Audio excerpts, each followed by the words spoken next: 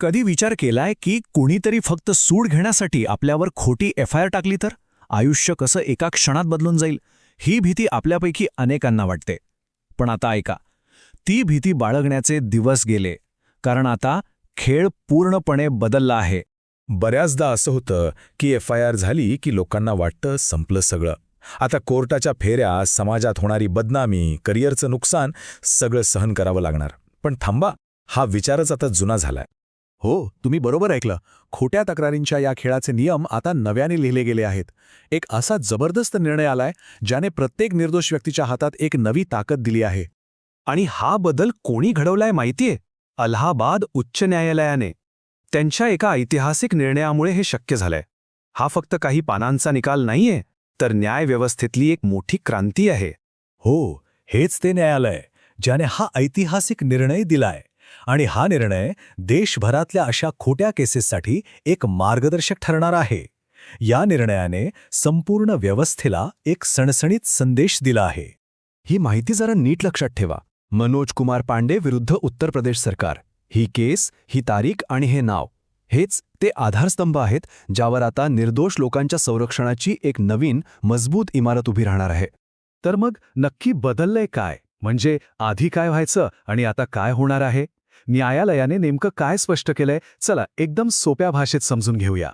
हा आहे या संपूर्ण निर्णयाचा आत्मा. आधी कसं व्हायचं? पोलीस क्लोजर रिपोर्ट टाकायचे आणि केस बंद. निर्दोष व्यक्ती सुटायचा, पण खोटी तक्रार करणारा मोकाट. पण आता नाही. जर FIR खोटी निघाली तर ज्याने ती खोटी तक्रार केली आहे त्याच्यावर कारवाई सुरू करणं आता बंधनकारक आहे. यातला सगळ्यात महत्त्वाचा शब्द आहे बंधनकारक, म्हणजे मॅन्डेटरी.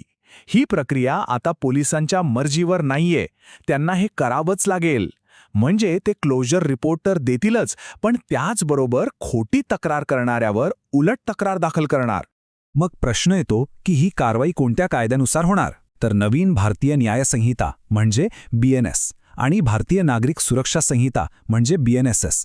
ही कलमं थेट खोट्या तक्रारदारांना आणि खोट्या साक्षीदारांना जबाबदार धरतात. ज्या कलमांचा वापर आत्तापर्यंत खूप कमी व्हायचा, ती आता प्रभावीपणे वापरली जाणार आहेत. एक लक्षात घ्या, हा निर्णय फक्त खोट्या तक्रारदारांसाठी नाहीये, तर तो पोलीस आणि न्यायालयीन अधिकाऱ्यांवर सुद्धा एक मोठी जबाबदारी टाकतो. चला बघूया ती कशी. हा फरक बघा, जमीन अस्मानाचा फरक आहे हा. आधी पोलीस क्लोजर रिपोर्ट देऊन प्रकरण संपवून टाकत होते, पण आता प्रकरण संपवण्याआधी त्यांना एक नवीन प्रकरण सुरू करावं लागेल, तेही खोट्या तक्रारदाराच्या विरोधात. त्यांची जबाबदारी प्रचंड वाढली आहे. आणि हा सगळ्यात महत्त्वाचा प्रश्न आहे. समजा एखादे पोलीस अधिकाऱ्याने हे नवीन नियम पाळले नाहीत तर काय? त्यांना कोणी जाब विचारणार आहे का? तर उत्तर आहे हो, नक्कीच. आणि त्याचे परिणाम खूप गंभीर आहेत.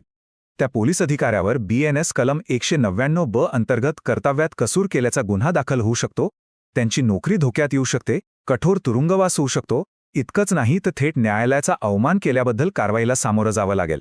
ही जबाबदारी फक्त पोलिसांचीच नाही, तर न्यायालयाची सुद्धा आहे. आता मॅजिस्ट्रेट साहेब फक्त वरवर कागदपत्र बघून क्लोजर रिपोर्ट स्वीकारू शकत नाहीत. त्यांना संपूर्ण केस डायरीचा खोलवर अभ्यास करावा लागेल आणि खात्री करावी लागेल की पोलिसांनी खोट्या तक्रारदारावर कारवाईची प्रक्रिया सुरू केली आहे की नाही.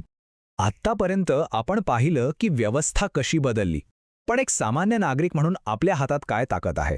चला ते पाहूया. हा शब्द कायमचा लक्षात ठेवा, प्रोटेस्ट पिटिशन. सोप्या भाषेत सांगायचं तर पोलिसांच्या निर्णयावर आपला आक्षेप. जर आपल्याला वाटत असेल की पोलीस खोटी तक्रार करणाऱ्याला वाचवत आहेत, तर आपण थेट न्यायालयात या पिटिशनद्वारे आपला आवाज उठवू शकतो. यावरून तुम्हाला कळेल की प्रोटेस्ट पिटिशन किती प्रभावी आहे.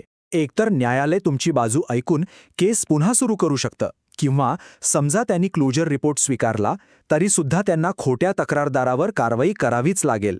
म्हणजे दोन्ही बाजूंनी न्याय मिळण्याची शक्यता वाढते. चला तर मग या सगळ्या माहितीचा सारांश काय आहे ते पाहूया. याला आपण बुमरँग इफेक्ट असं म्हणू शकतो. अगदी बरोबर. म्हणजे जो कोणी कायद्याचा गैरवापर करून दुसऱ्याला अडकवण्याचा प्रयत्न करेल, तो आता स्वतःच कायद्याच्या जाळ्यात अडकेल. जे शस्त्र दुसऱ्यासाठी वापरलं तेच आता फिरून स्वतःवर उलटणार आहे. हे 4 मुद्दे या संपूर्ण माहितीचं सार आहेत. खोटी तक्रार करणं आता सोपं राहिलेलं नाहीये. पोलीस आणि न्यायालय दोघेही आता जबाबदार आहेत. आणि सगळ्यात महत्त्वाचं, पीडित व्यक्तीकडे प्रोटेस्ट पिटिशन नावाचं एक अत्यंत प्रभावी कायदेशीर शस्त्र आहे. बघा, या निर्णयाने निर्दोष नागरिकांच्या हातात एक शक्तिशाली ढाल दिली आहे. पण फक्त ढाल असून उपयोग नाही, ती वापरायची हिंमत आणि माहिती दोन्ही हवी.